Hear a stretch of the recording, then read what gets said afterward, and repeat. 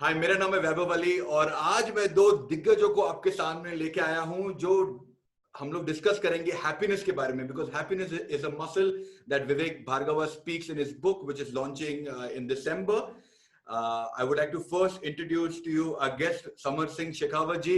I've been very lucky that I've got to spend a lot of personal time with him, and I hope to spend some more time with him as soon as possible. He has been a business management leader who has run profit and loss functionality, being in the management committees for over a decade.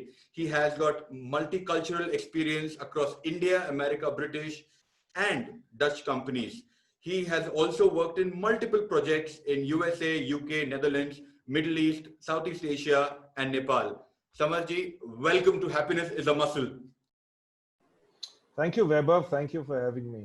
And our main man, Mr. Vivek Bhargava, he is writing the book. I'm just going to let you guys speak to each other. And for all the audience out there who are watching this, grab your cup of coffee, sit down, and enjoy this conversation because I'm sure it is going to be a cracker of a conversation. So over to you guys.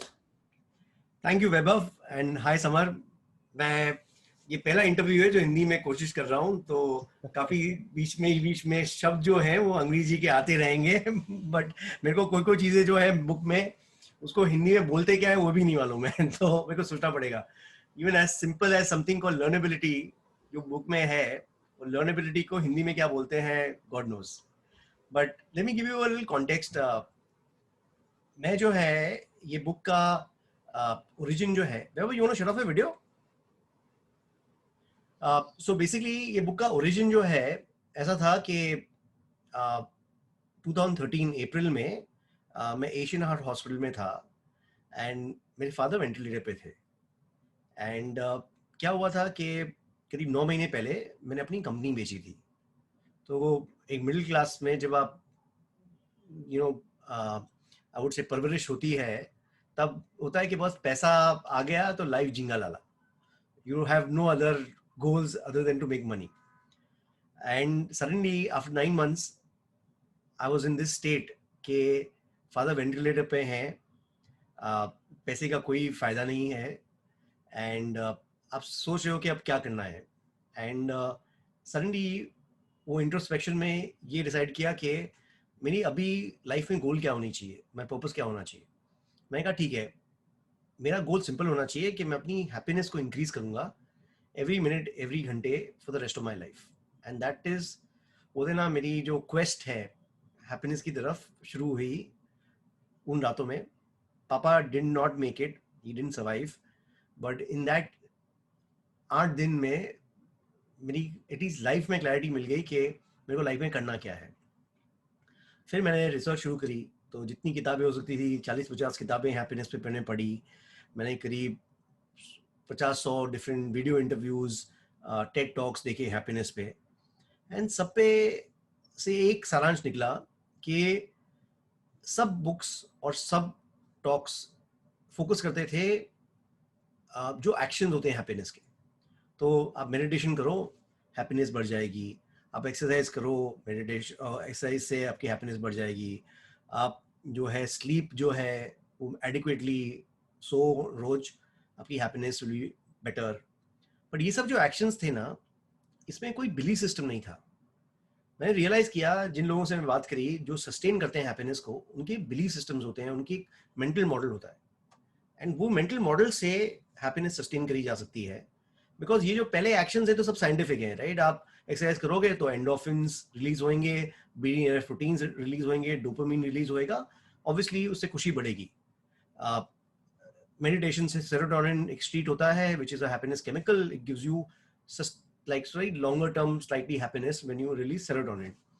But mental makeup जो है वो सबके अपने mental models हैं. तो मैं विशाल गोंडल से बात कर रहा था, वो गोकी के CEO हैं, फाउंडर हैं. तो बोलते हैं कि मैं अपने आप को समझता हूँ मैं एक हार्डवेयर प्रोडक्ट हूँ, लाइक iPhone 11 हूँ, iPhone 12 हूँ. हर साल एक रिलीज आती है, iPhone 13 आएगा नेक्स्ट. तो iPhone 13 में मैं देखता हूँ कि मैंने अपने आप को कितना इंप्रूव किया है. Is it worthwhile upgrade to iPhone 12 और इज नॉट. सो मैंने पूरे साल में क्या चीजें सीखी हैं जिससे मैं अपने आप को वर्थवाइल अपग्रेड मान सकता हूँ. मैं अनुपम मित्तल से बात कर रहा था, तो वो बोलते हैं कि मैं जब डिसीजन लेता हूँ तो मैं हर एक डिसीजन को 4 लेंसेज में लेता हूँ। पहला लेंस है इमोशनल, दूसरा लेंस है रैशनल, तीसरा लेंस है कंडीशनिंग, चौथा लेंस है वैनिटी एंड ईगो। तो हर एक जने से मेरे को ये सीखने को मिलता है उनके मेंटल मॉडल्स क्या हैं, बिकॉज एक्शन जो है यूनिवर्सल हैं, सबके वही रहते हैं, पर मेंटल मॉडल सबके अलग अलग होते हैं। तो मेरी बुक में मैंने करीब 3-4 मेरे मेंटल मॉडल कवर किए हैं। एक है पैसे के ऊपर, मनी के ऊपर। दूसरा जो है मैंने कवर किया है on this concept of trusting everyone, कि आप सबको ट्रस्ट करोगे तो खुश रहोगे। तीसरा है something learnability, where more and more people, more and more things you learn, वो डॉट्स कनेक्ट होते हैं। स्टीव जॉब्स की स्पीच है, डॉट्स कनेक्ट होते हैं, तो उससे आपका जो प्राइमरी जो प्रोफेशन होता है वो बेटर होता है। आप बेटर लीडर बनते हो, बेटर सीईओ बनते हो, बेटर डॉक्टर बनते हो by just learning new and new things. And ऐसे ही करके डिफरेंट मॉडल्स हैं। तो ये जो इंटरव्यूज हैं इसमें हम कोशिश कर रहे हैं कि थोड़ा टाइम स्पेंड करें कि जो एक्शंस हैं उसमें आप क्या करते हो, फिटनेस के ऊपर, हेल्थ के ऊपर, स्लीप के ऊपर, मेडिटेशन के ऊपर, but more time to spend on कि आपकी मनी के साथ में क्या रिलेशनशिप है, what is your view towards money, आपका ट्रस्ट के ऊपर क्या ओपिनियन है। तो उस पर जो है we'll do a freewheeling chat. So थोड़ा मोनोलॉग हो जाता है इस बारे में, but this summarises the entire book in this 2-3 minutes. But to start with, समझिए मैं आपसे पहले तो पूछना चाहूंगा कि on this concept of happiness, what is your take on happiness, what do you consider happiness, क्या होता है, what is your definition of it? शुक्रिया विवेक, आपने बहुत ही दिलचस्प बातें की, और जो आप अनुपम मित्तल जी ने आपसे कहा वो मेरे दोस्त भी हैं। आचार्य विनोबा भावे भी कुछ ऐसी ही 4 बातें बोलते हैं। अब हैप्पीनेस को आप चाहे खुशी बोल दें कि सुख बोल दें, मेरी जो मतलब सबसे अहम कहानी है खुशी के बारे में, वो ये है कि खुशी एक बिल्ली की तरह है। अब बिल्ली को अगर आप पकड़ने की कोशिश करें तो वो कभी हाथ नहीं आती है, वो हमेशा भाग जाती है। तो आप चाहे जितना ही कोशिश करें वो आपके पास नहीं आएगी। कुत्ते अलग है लेकिन बिल्ली नहीं आती है। लेकिन अगर आप बैठ जाएं, अपना काम खुद करना शुरू करें, 15-20 आधे घंटे की 15-20 मिनट आधे घंटे के बाद आपको पता लगेगा कि बिल्ली जो आपके पैरों के साथ मतलब रब कर रही है, आपके आसपास घूम रही है। तो खुशी और सुख भी वैसे ही है। अगर आप उसको पकड़ने की कोशिश करें वो आपके हाथ नहीं आएगी। लेकिन आप अगर वो करें जिसमें आपकी दिलचस्पी है, जिसमें आपका हुनर है, जिसमें आपकी जिज्ञासा है, जिसमें आप जिस जिस जिस चीज से आपको खुशी मिलती है, तो ओवरऑल हैप्पीनेस और सुख और खुशी आपके पास वैसे ही आएगी जैसे वो बिल्ली आती है। तो सबसे पहले तो ये कहानी है। दूसरी कहानी जो मतलब उदाहरण देती है कि भाई आजकल के जो युवा पीढ़ी है वो खुशी के बारे में क्या सोचती है, तो मेरे भाई हैं, फिल्म मेकर हैं बॉम्बे में, आप भी शायद वाकिफ होंगे, सबल Singh Shekhawat, the great picture, the big picture company, और अब उनके पास एक और कंपनी है वाइल्ड गीस प्रोडक्शंस।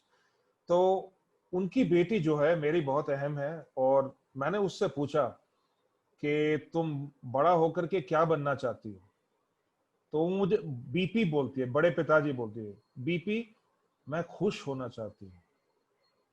अब यहाँ मेरी आंखें खुल गई विवेक। मैंने सोचा कि उन्होंने कहा कि भाई मैं डॉक्टर बनूंगी, वकील बनूंगी, किसी कंपनी में नौकरी करूंगी। उसको जानवरों के साथ खेलने का और उनकी देखभाल करने का में बहुत दिलचस्पी है। तो मैंने सोचा वो हो सकता है वेटनरी डॉक्टर बने, लेकिन बोला नहीं, मैं खुश होना चाहती हूँ।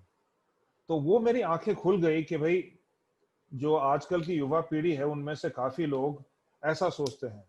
तो ये 2 ख्याल हैं, और 2-3 और भी ख्याल हैं विवेक कि, और हो सकता है कहने में लगे ऐसा कि मैं बहुत घमंडी हूं और बहुत घमंड से बोल रहा हूं, लेकिन समझदारी और खुशी में मुझे लगता है कि उल्टी रिलेशनशिप है। मतलब आप जितने समझदार ज्यादा हो, जितने आप इंटेलिजेंट हो, उतनी ही खुशी आपको मुश्किल से मिलती है, क्योंकि आप उसके बारे में हर चीज को सेकंड गेस करते हो। आप दूसरी बार सोचते हो कि ये मैंने ठीक किया कि नहीं किया।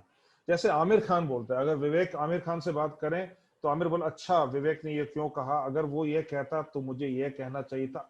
हो सकता है उसका मतलब ये था लेकिन मुझे ये इसका, तो ओवर एनालाइज करने लग जाते हैं। अगर हमारे दिमाग में ज्यादा इंटेलिजेंस ज्यादा हो और समझदारी ज्यादा हो, हम लोग किसी चीज को फेस वैल्यू पर ले नहीं पाते हैं। तो मेरा ये रिलेशन कहने का मतलब है कि intelligence is inversely proportional to happiness. और काफी लोग ऐसे हैं जिनमें बुद्धि कम है, जिनमें समझदारी कम है, लेकिन बाहर से देखा जाए तो उनमें खुशी कहीं ज्यादा है, क्योंकि उनको जितना मिल रहा है उसी से खुश हैं वो। और वो ये नहीं सोचते कि भाई जो हमें मिल रहा है इससे भी कोई ज्यादा अच्छी चीज हो, इससे भी कोई बड़ी चीज हो। वो कहते हैं ना that the secret to happiness is to lower your expectations. तो ये तीसरी चीज थी। और एक चौथी चीज मैं बोलना चाहता हूं जो आपने अभी थोड़ा सा जिक्र किया, कि सफलता और खुशी में फर्क। क्योंकि काफी लोग सोचते हैं कि सफलता और खुशी में डायरेक्ट रिलेशनशिप है, कि भाई अगर मैं जिंदगी में सफल हो जाऊं तो मैं बहुत खुश होऊंगा, बड़ी नौकरी मिल जाए मुझे तो मैं बहुत खुश होऊंगा, बहुत बड़ा घर कर लिया मैंने, या सुंदर लड़की से शादी कर ली, मेरे बच्चे अच्छे कर रहे हैं, मतलब अच्छी कॉलेज वगैरह अच्छी नौकरियां मिल गई, या मुझे बहुत सारे पैसे मिल गए, बड़ी गाड़ी मिल गई, विदेश में घूम आया। जो आमतौर पर लोग जो लोग सक्सेसफुल हैं, जो मतलब जो सिंबल्स हैं उनके सक्सेस की, उससे हैप्पीनेस और खुशी डायरेक्टली रिलेटेड है। मेरा कहना बिल्कुल उल्टा है कि वो आदमी, और अगर आप यकीन ना करें तो आप कलकत्ते जाएं, वो आदमी जो 400 रुपए रिक्शा वाला कमा रहा है वो भी खुश है। इसीलिए कलकत्ते को सिटी ऑफ जॉय बोला जाता है। और जो करोड़ों रुपए कमाता है वो भी खुश नहीं होता। और मैंने बिना नाम लिए, विवेक आप भी जानते हैं, बहुत सारे लोग ऐसे, मैं भी जानता हूं, कि पैसा आपको खुशी नहीं देता है। और अनफॉर्चुनेट ट्रेजेडी क्या है इसमें, पहले आपको कमाना पड़ता है, तब आपको समझ में आता है कि ये जो पैसा जो है इससे खुशी नहीं मिलती है। हाँ, थोड़ा बहुत पैसे की जरूरत, और आप बाद में थोड़ा पैसे के बारे में भी बात करेंगे, थोड़ी बहुत पैसों की जरूरत है। जैसे गाड़ी के बारे में सोच लीजिए आप, अगर आपके पास एक गाड़ी हो जिसमें एयर कंडीशनर ठीक हो, उससे ज्यादा एक्चुअली आपको क्या चाहिए? उसके बाद आप एक समय में एक ही घर में रह सकते हैं, एक ही गाड़ी चला सकते हैं, और एक ही पलंग में सो सकते हैं। और जैसे आप बुजुर्ग होते जाते हैं, जैसे आपकी उम्र बढ़ती जाती है, आपको कम खाना पड़ता है। ऐसा नहीं है कि आप रोटी की जगह 100 रुपए के नोट खा सकते हैं। तो मैंने अपनी जिंदगी में बहुत अमीर, बहुत बड़े बड़े महान हस्तियों से मुलाकात की है, और मुझे नहीं लगता कि वो बहुत खुश हैं। अगर आप जेफ बेजोस के बारे में बात करें तो जेफ बेजोस दुनिया के सबसे अमीर इंसान है। क्या वो दुनिया के सबसे खुश इंसान भी है? मुझे नहीं लगता। आपने जो चीजें बोली, ये मेरा भी यही यकीन है। एक पहला यकीन है कि खुशी से सफलता मिलती है, सफलता से खुशी नहीं मिलती। तो मैंने बुक में ये कवर करने की कोशिश करी है। और जो आप बोलते हैं समझदारी और खुशी का या सुख का रिलेशन, वो सही बात है। बिकॉज आप बच्चों को देख लो, अगर रेफ्यूजी कैंप में भी जाओगे तो वहाँ बच्चे जो खेल रहे हैं वो कितने खुश दिखते हैं। जो बुजुर्ग है वहाँ पे वो रो रहा होता है कि पूरी जिंदगी बर्बाद हो गई, घर छूट गया, ये हो गया। पर बच्चे जो है मस्त होते हैं, खुश होते हैं। तो इसके एक मेरा थॉट जो मैं बुक में कोशिश कर रहा हूँ लाने की, कि मैंने कहा एक बेसलाइन होती है सबकी खुशी की या हैप्पीनेस की। तो समझ लीजिए मैं जनरली ऑप्टिमिस्टिक पर्सन हूँ, जो जनरली खुश रहता हूँ। मेरी बेसलाइन में 80 हूँ 100 के ऊपर। और उसके ऊपर से जो कोई जना है पेसिमिस्टिक है, रियलिस्टिक है, उसकी बेसलाइन है 60। बट क्या होता है, हम दोनों को लॉटरी मिल जाती है, अरबों रुपए मिल जाते हैं। तो क्या होता है, मेरा 80 का 85 हो जाता है, 90 हो जाता है, उसका भी जो है 60 से 75 हो जाता है। But after 6 months, after 1 year, थोड़े सालों के बाद, थोड़े महीनों के बाद में हम जो है अपनी बेसलाइन पे वापस आ जाते हैं, जो भी बेसलाइन है। तो मैंने सोचा कि अगर हैप्पीनेस मसल है, हम क्या वो बेसलाइन इंक्रीज कर सकते हैं क्या?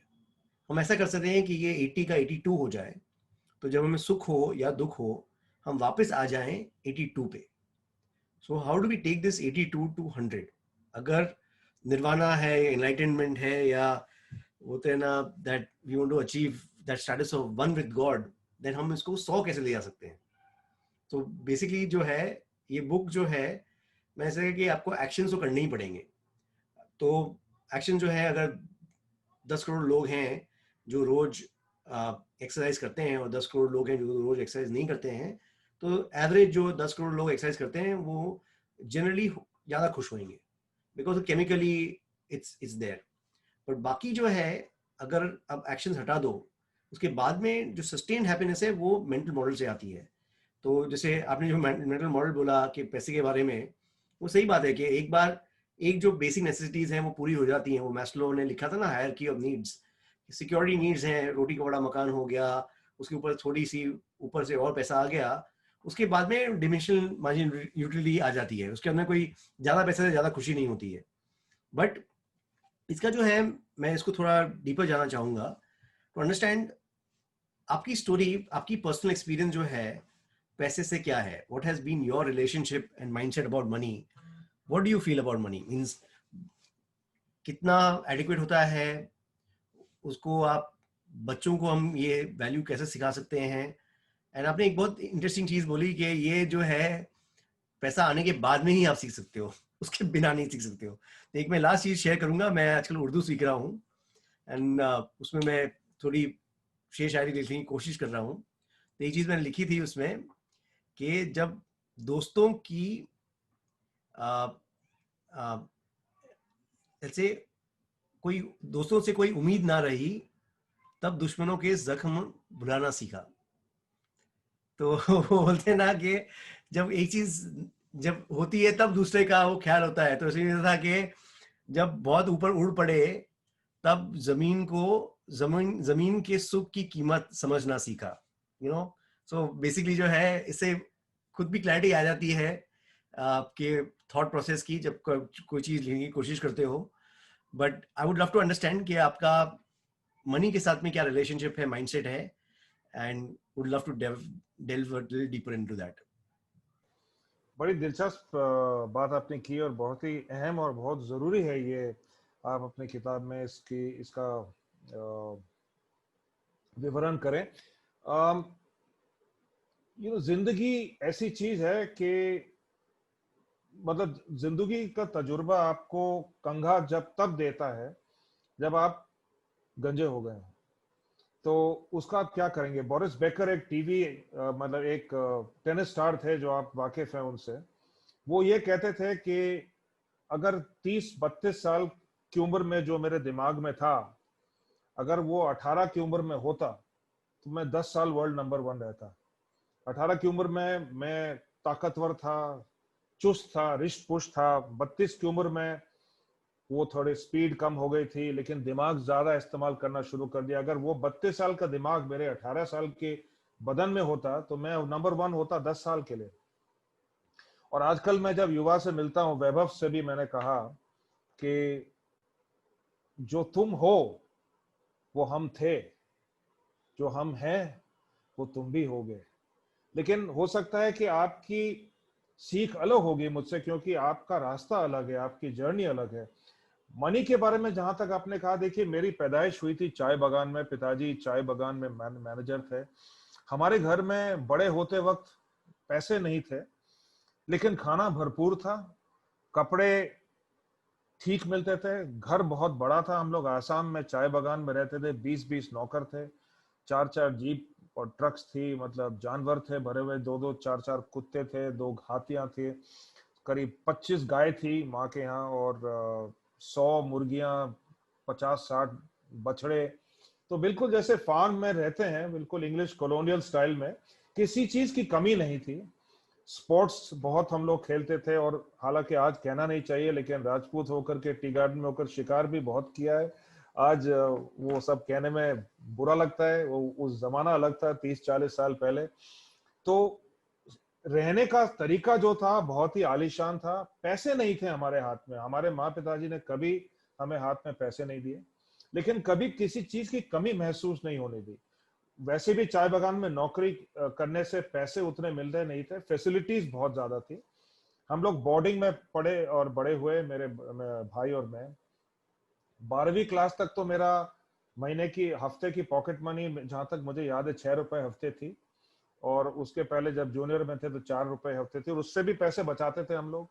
मुझे याद है कि चाणक्य थिएटर में 65 पैसे की टिकट होती थी। हम लोग बास्केटबॉल खेलते थे, मेरे भाई और मैं। हम लोग इंडिया अंडर 19 पे खेल चुके हैं, स्कूल के लिए खेला, स्टेट के लिए खेला, कॉलेज के लिए खेला, यूनिवर्सिटी के लिए खेला, और हम सुबह से शाम बस स्पोर्ट्स ही करते रहते थे। वो आदत आज तक रही है फिटनेस वगैरह की। और पैसे तो कभी हाथ में थे नहीं। मुझे याद है कि हम लोग बास्केटबॉल चैंपियनशिप जीतते थे तो हमारे कोच हमें चाणक्य थिएटर ले जाते थे। मुझे याद है एक बार मूनरेकर पिक्चर हमने रॉजर मूर की देखी थी। 65 पैसे की फ्रंट रो की सीट थी चाणक्य थिएटर में। 30 पैसे आना, 30 पैसे जाना बस से। 25-25 पैसे के 2 बड़े बड़े समोसे और 50 पैसे का बन। तो 1 रुपए में डिनर, 65 पैसे में पिक्चर की टिकट और 60 पैसे में आना जाना, और 1 रुपए 10 पैसे का कोका कोला होता था। मान लीजिए 3-3.5 रुपए की पूरी आउटिंग, ऐसी आउटिंग जो आप पूरे टीम के साथ जाए और जिंदगी भर वो याद रखे रहे। उसके बाद जब मैंने नौकरी शुरू की कैडबरीज में 1989 में, मेरी तनख्वाह विवेक थी 1900 रुपए महीने की, और उससे भी मैं पैसे बचा लेता था। मैं इत्तेफाक से मैंने बेंगलोर में ही काम शुरू किया 1989 में, डॉलप्स आइसक्रीम बेचते हुए। अच्छा, मेरा हेडक्वार्टर टाउन बॉम्बे था लेकिन पोस्टिंग बेंगलोर में थी, तो सारी तनख्वाह बैंक में जाती थी और हम एक्सपेंस अकाउंट पे थे। और तो एक साल ऐसे कुछ हुआ, 1900 रुपए इंटू 12 महीने पकड़ लीजिए, 22-23 हजार रुपए मेरे बैंक में जमा हो गए। इतने पैसे तो मैंने जिंदगी में कभी नहीं देखे थे। और जब मेरी शादी हुई तो 27 साल की उम्र थी मेरी, तब उस अप्रोक्सीमेटली उतने ही पैसे थे। मुझे ये नहीं पता था कि मेरी जो बीवी है वो बीकानेर रॉयल फैमिली से है। वो बाद में जाकर पता लगा। पहले पता लगा होता तो कुछ अच्छे खासी चीजें मांगते उससे, लेकिन माँ ने वो अरेंज मैरिज थी हमारी राजपूतों की। 2000 लोग थे उस समय। मेरे ताऊजी चीफ ऑफ नेवल स्टाफ थे, सगे ताऊजी एडमिरल वी.एस. शेखावत। तो पूरी नौसेना आई थी, पूरी बीकानेर रॉयल फैमिली, उदयपुर, जोधपुर वगैरह। मेरे फादर इन लॉ, मेरे ससुर जी जो थे वो chief secretary Himachal Pradesh government थे, और ये जनवरी का महीना था 1992 की बात है। तो हिमाचल की जितनी ब्यूरोक्रेसी है, ठंड के मारे पूरे शिमला छोड़ करके दिल्ली आती थी, तो गवर्नर से लेकर के मतलब 2000 लोग थे विवेक हमारी शादी में। 1900 लोग मैं जानता नहीं था, और 7 दिन की सेरेमनी हमारी दोनों परिवारों के बीच में। 30 साल के बाद पहली शादी हो रही थी, तो सारे रीत रिवाज सब ठीक ठाक थे, किए गए। फिर हम उदयपुर गए हनीमून के लिए लेक पैलेस में, और मेरे हाथ में 1 रुपए नहीं। पिताजी ने बोला कि बेटा तुम हनीमून पे जा रहे हो, कुछ तो पैसे ले जाओ। मैंने बोला पिताजी मेरे पास तो कुछ है नहीं। तो उन्होंने 10,000 रुपए मुझे दिए, और जब हम उदयपुर पहुंचे तो वो टारमैक पर उदयपुर स्टेट की गाड़ी कॉन्टेसा में 2 बड़े बड़े राजपूत जवान हमें ले गए। वहां से फिर नाव में बिठाकर लेक पिचौला से के अंदर लेक उदयपुर क्या कहते हैं उसको, सिटी नाम भूल गया मैं, जो लेक के बीच में जो है उदयपुर। उसमें हमारा, जब मैंने टैरिफ कार्ड देखा, हमें रॉयल हनीमून स्वीट में, लेक पैलेस सॉरी उदयपुर में हनीमून स्वीट में हमको रखा जा रहा था। उसका जो वीकली टैरिफ, मंथली टैरिफ नहीं डेली टैरिफ था उस समय 50,000 रुपए दिन का, और मेरे जेब में तो 10,000 रुपए। हमारी बुकिंग थी 10 दिन की। तब मुझे समझ में आया कि अरविंद सिंह मेवाड़ जो है, श्री जी जिनको हम बोलते हैं, हमारी मदर इन लॉ के भाई हैं, वो उनकी तरफ से गिफ्ट थी। क्योंकि मेरे पास तो 10,000 रुपए थे, मतलब 3-4 घंटे का ही टैरिफ के पैसे थे मेरे पास। तो मेरी एक्सपीरियंस में पैसे मेरी जिंदगी में उतने कुछ खास नहीं थे, जब तक कि मैंने, देखिए मेरी नौकरी हो गई करीब 32 साल की विवेक, और मैंने थोड़ा पैसा कमाया तो पिछले करीब 10-12 साल में ही कमाया। मान लीजिए 12-15 साल में भी, पर उतना भी नहीं कमाया कि भाई अब नौकरी करने की जरूरत नहीं है। अब तो मैं इंडिपेंडेंट कंसल्टेंट हूँ, आई एम कंफर्टेबल। मुझे ना मैं सिगरेट पीऊँ ना मैं दारू पीऊँ, हालांकि मैंने दारू की कंपनी में काम किया 9 साल के लिए, और इतने कुछ बड़े मेरे शौक वगैरह नहीं है। हाँ, एक्सरसाइज करता हूँ, जिम जाता हूँ, म्यूजिक, बुक्स, ट्रैवलिंग का बहुत शौक है। हॉलीडेज हम लोग करते थे। मेरी बेटी जो है बॉस्टन में बर्कली कॉलेज ऑफ म्यूजिक में पढ़ती है, फाइनल ईयर स्टूडेंट है। वो म्यूजिक उसका पैशन है, संगीत में मेजर करना चाहती है। तो वो सब मतलब भगवान की दया से वो सब मुमकिन हो रहा है। एक बहुत ही अच्छा घर है। पर उसके बाद आप क्या करना चाहेंगे? मतलब अभी भी मैं, देखिए मैं 55 साल का हूँ, 56 का हो जाऊंगा अगले जनवरी में। हो सकता है 25-30 साल और जीऊंगा। उतने साल कमाई नहीं होगी तो थोड़ी बहुत अनसर्टेनिटी होती है कि भाई गुजारा कैसे चलेगा। डर नहीं है लेकिन अनसर्टेनिटी है।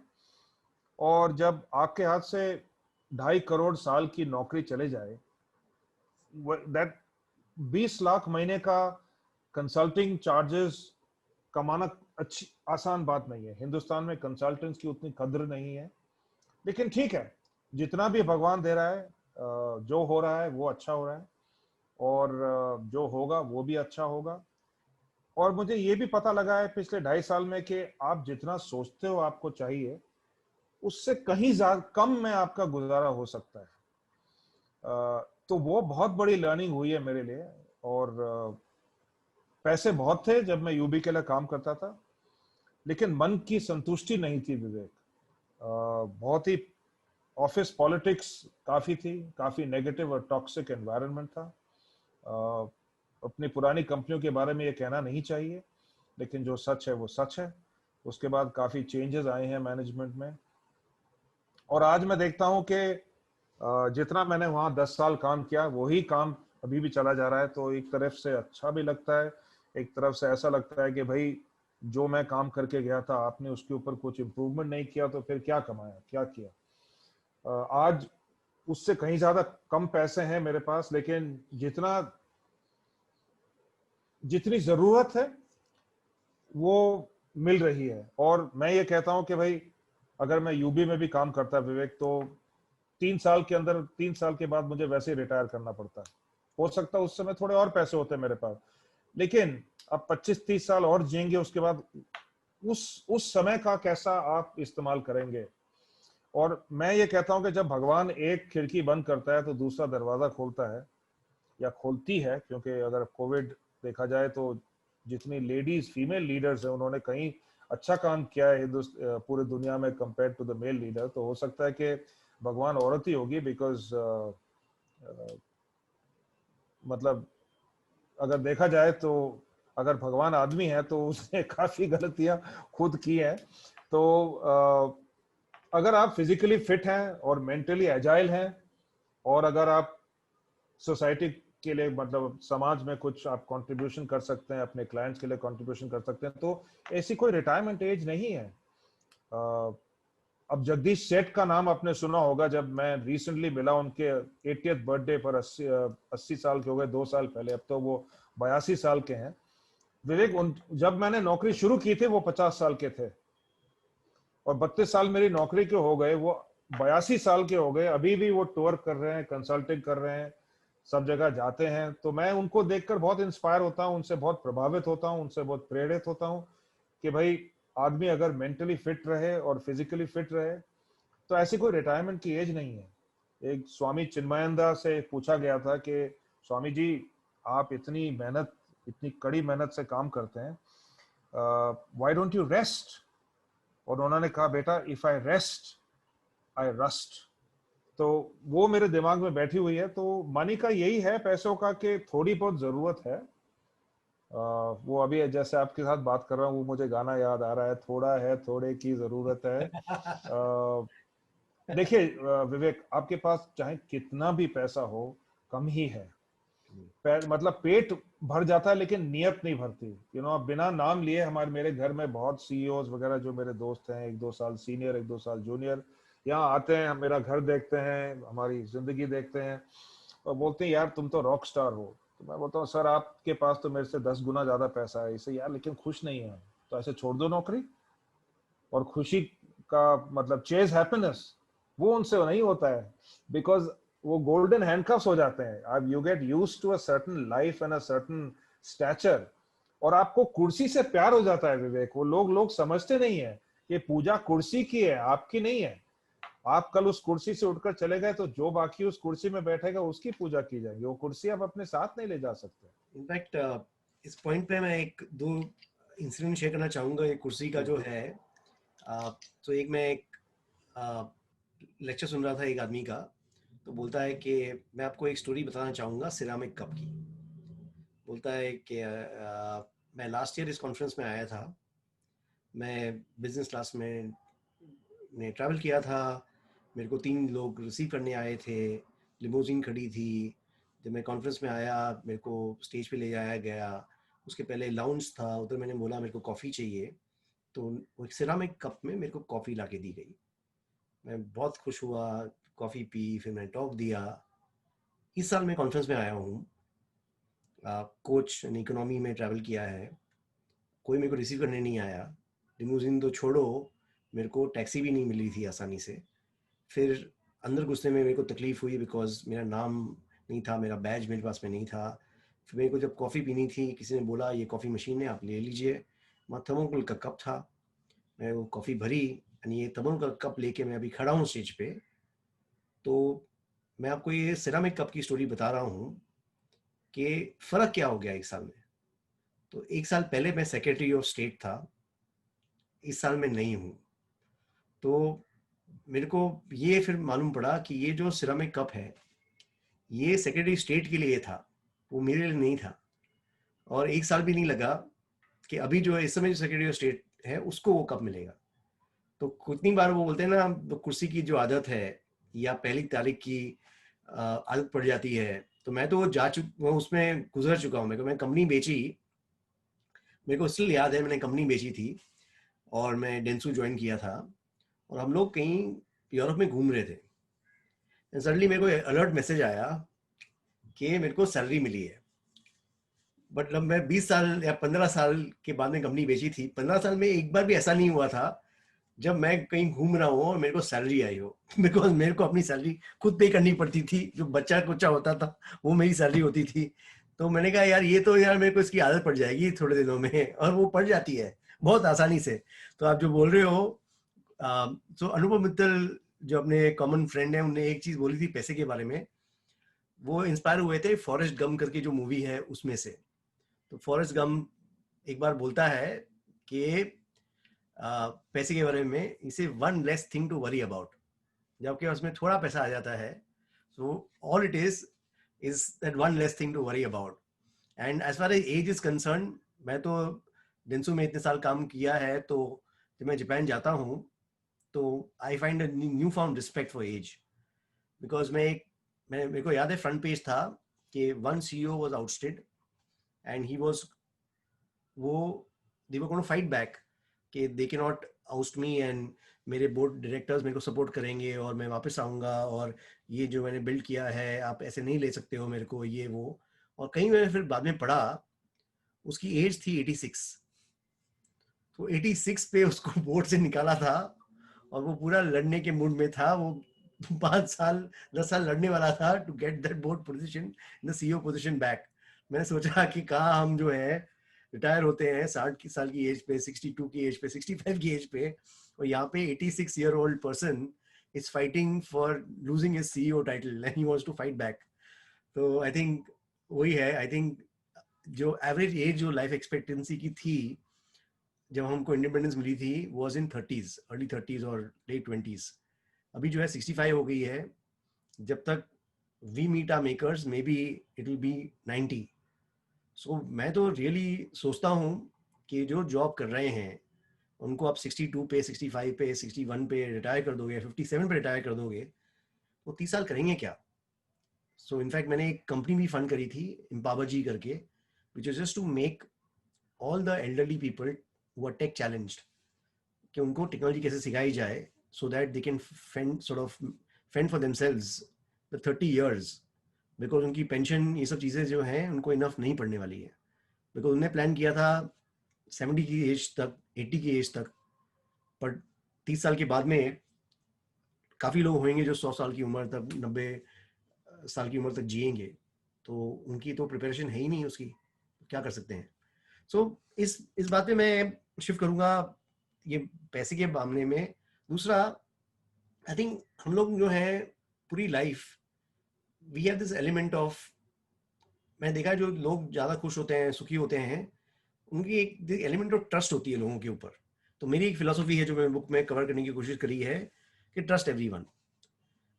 बट आपका मैं व्यूज जानना चाहूंगा कि आपका क्या व्यू है about trusting people and trust के बारे में क्या व्यू है? बहुत ही मतलब सोचने वाली बात की है आपने ट्रस्ट के बारे में।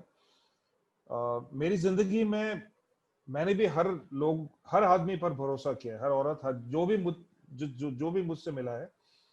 मेरी गोइंग इन पोजीशन है कि भाई हर आदमी अच्छा है, जब तक वो अदरवाइज प्रूव हो। कई लोग ऐसे हैं वो सोचते हैं कि भाई हर आदमी बदमाश है, जब तक वो अपने आप को प्रूव कर ले कि भाई साबित कर ले कि वो अच्छा आदमी है। तो मेरी उल्टी फिलॉसफी रही है, और मैं दिल पर हाथ लगाकर कह सकता हूँ कि जिंदगी भर में टच वुड मतलब चश्मे बदूर मुझे किसी ने चीट नहीं किया है। 99% मैं कहूंगा 90 चलिए 95 मतलब 95% लोग जो हैं मेरी जिंदगी में अच्छे ही लोग आए हैं। मैं तो कहूंगा 99%। हो सकता है इसलिए क्योंकि मैं भी सबसे अच्छी तरीके से ही पेश आना चाहता हूँ। अभी किसी दिन पहले किसी ने मुझसे बात की कि भाई हमने आपके बारे में रेफरेंस चेक किया है। तो मैं अच्छा, बड़ी अच्छी बात है, मुझे भी बताइए। तो मुझे बोलते हैं कि मुझे एक इंसान ऐसा नहीं मिला जो आपके बारे में बुरा बोले। तो मैंने सोचा कि अब ये मेरी सफलता है कि मेरी वीकनेस है, आई डोंट नो। बिकॉज कहते हैं कि if you have no enemies then you didn't stand for anything. But मैं ये कहता हूं कि you can stand for something without necessarily making enemies. If you stand for the issue and not against a person, people will respect that. तो मैं हमेशा लोगों को पर भरोसा करता हूँ। मेरी वाइफ जो है बिल्कुल उल्टी है। वो पहले सोचती है कि हर आदमी उसको से मतलब उनसे कुछ चोरी करने वाला है। तो मैं उनसे यही पूछता रहता हूँ कि आपकी जिंदगी में कभी ऐसा हुआ है कि किसी ने आपके साथ चीटिंग करके या आपसे कुछ ले गए हो? तो नहीं, लेकिन हो सकता है। ऐसे हाँ हो सकता है, लेकिन जब होगा तो देखा जाएगा। और मैं ये भी मुझे विवेक, मुझे ये भी अनुमान है कि मेरी जिंदगी के जो सबसे अहम मौके हैं, सबसे जो मुश्किल या बड़े डिसीजंस जो हुए हैं, बहुत ही आसानी से, बड़ी पेनलेसली हुए हैं। हो सकता है छोटी छोटी चीजें में कुछ अड़चने आई हो, लेकिन जितने बड़े मौके हैं वो बहुत ही पेनलेसली हुए हैं। कभी भी मुझे घर खरीदना पड़े हुआ हो या घर बेचना पड़ा हुआ हो, मुझे बहुत ही अच्छे खरीदार मिले हैं और बहुत ही अच्छे लोगों से मैंने घर खरीदे हैं। तो मतलब घर खरीदने में बिल्कुल कोई आपत्ति नहीं हुई। जब भी मैंने गाड़ी बेची है या गाड़ी खरीदी है, कभी कोई आपत्ति नहीं हुई। मेरी बेटी के स्कूल के एडमिशन के बारे में कभी भी आपत्ति नहीं हुई मुझे। हालांकि वो बहुत ही होशियार लड़की है, तो वो बाय मेरिट मतलब ऑब्वियसली अपनी माँ पर जाती है। ले तो अपने मेरिट से वो मतलब हर जगह मतलब पास हो चुकी है। और देखा जाए, पिताजी का ऑपरेशन हुआ गॉल ब्लैडर का, टच वुड, बिना कोई प्रॉब्लम से। अभी मतलब कोई भी जो हेल्थ प्रॉब्लम्स वगैरह हुई हैं, मतलब जो जो बड़ी, मैं कहने का ये मतलब है, तो हालांकि मैं भगवान में यकीन नहीं करता विवेक, लेकिन मैं ये यकीन करता हूँ कि कोई कोई कोई ऐसी कोई शक्ति है जो हमारी जिंदगी में कुछ ऐसी चीजें करती है जो विज्ञान नहीं समझा पाता है। मतलब there is a power that, because science doesn't explain everything that happens in your life. मैं आपसे मिला नहीं हूं, लेकिन आपके विचार भी बिल्कुल मेरे जैसे हैं। अब ये दिस इज नॉट साइंस। हालांकि एक किताब आई थिंक शायद मैल्कम ग्लैडवेल ने, पता नहीं किसी ने लिखी है, फूल्ड बाय रैंडमनेस, जो जो उल्टा मतलब gives the opposite narrative. But मेरे हिसाब से मेरी जिंदगी में ऐसी बहुत चीजें हुई हैं विवेक के, मैंने लोगों के ऊपर भरोसा किया है और 99% उन लोगों ने मेरा भरोसा नहीं तोड़ा है। तो हो सकता है क्योंकि मैं ऐसी एनर्जी देता हूं, मैं किसी को का भरोसा कभी नहीं तोड़, जानबूझकर तो कभी नहीं तोड़ा है। अनजाने में अगर तोड़ दिया और मुझे पता लग गया तो हमेशा मैं माफी मांगता हूं। तो हो सकता है जो मैं देता हूं वही मुझे वापस मिलता है। तो मेरा मतलब ट्रस्ट का यही है कि I have always trusted people and very rarely have I been let down. So what you give, you get back. So I will send you the chapter of this book on trust. आपको लगेगा कि ये chapter जो है मैंने आपकी बात सुनने के बाद में लिखा है। The chapter is exactly this. So मेरे लिए ये कहाँ से आया था, मैंने एक किताब पढ़ी थी करीब 20 साल पहले, it's called the speed of trust. तो स्टीवन कोवी जो है ना 7 हैबिट्स वाले, उनके लड़के ने लिखी है किताब। And if I had to summarise the entire book, simple था कि आप अपनी जिंदगी 2 तरीकों से जी सकते हो। आप सबको ट्रस्ट करो या सबको ट्रस्ट मत करो। अगर आप सबको ट्रस्ट करोगे तो आपकी बिजनेस रिलेशनशिप, फ्रेंडशिप्स, ये सब जो है 1000 लोगों से होगी। अगर आप किसी को ट्रस्ट नहीं करोगे तो आपकी फ्रेंडशिप्स, रिलेशनशिप्स 100 लोगों से होगी। जो 1000 लोगों से आपको जो मिलेगा अपनी जिंदगी में वापस, उसमें से अगर किसी ने उसका वो चीट भी कर लिया एक दोनों ने, तो भी वो 100 से इतना ज्यादा होएगा कि अगर 100 में से किसी ने आपको चीट नहीं किया तो भी आप जिंदगी में आगे बढ़ोगे, बिकॉज आपको मिला है ज्यादा और खोया होएगा कम। तो बेसिकली जो है, मैंने ये सेम फिलॉसफी आपकी जैसे मैंने भी रीड करी है कि knowingly I would never be unfair to anybody, and I have seen के ऐसे भी लोग जिनकी रेपुटेशन इतनी अच्छी नहीं है, लोगों ने मेरे को बोला इनसे बच के रहना, but they have also gone out of the way and been more than fair to me, because जब मैं किसी को भरोसा की नजर से देखता हूँ तो वो भी जो है वो मेरे को भरोसे की नजर से ही देखता है। उसके लिए मुश्किल होता है मेरे को चीट करना, बिकॉज मैं ट्रांसपेरेंटली उनसे बात करता हूँ, जो दिल में है वो बोलता हूँ। तो मैंने देखा है कि मैं काफी लोगों को पहचानता हूँ जो सबको सस्पिशंस की निगाहों से देखते हैं, एंड फिर वो उनकी लाइफ में इतने लोग उनको मिलते हैं जो उनको किसी तरह से उनको चीट करते हैं, कुछ करते हैं, उनको लगता है कि दुनिया ऐसी है। पर वही है, कर्मा है सर, जैसे आप अपनी जिंदगी देखोगे।